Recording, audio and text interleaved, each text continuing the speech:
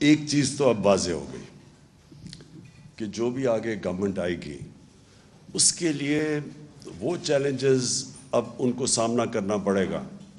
ہمارے جو اب چیلنجز ہیں بڑے چیلنجز ہو گئے ہیں پاکستان کے لیے, جو اب ہمیں سوچنا ہوگا کہ ہم نے اب کیسے کیا سٹیپس لینے ہیں. انشاءاللہ اگر ہماری حکومت آتی ہے تو وہ ہمیں وہ سٹیپس لینے پڑیں گے جو آج تک پاکستان میں کسی نے نہیں لیے. وہ واقعی وہ بڑے فیصلے کرنے پڑیں گے جو ابھی تک ہم نہیں کرتے. ہم کسی نہ کسی اپنی گورنمنٹس بچانے کے لیے پیچھے ہٹ جاتے ہیں. وہ جو فیصلے ہوں گے اس میں جو سب سے نمبر 1 جو فیچر کرے گا کہ ہم نے کیسے پروٹیکٹ کرنا ہے اب اپنے یہ ونربل لوگوں کو, اس کو ہم پرائرٹی بنائیں گے. اس کے بعد ڈیولپ کریں گے اپنے باقی سارے پلانز.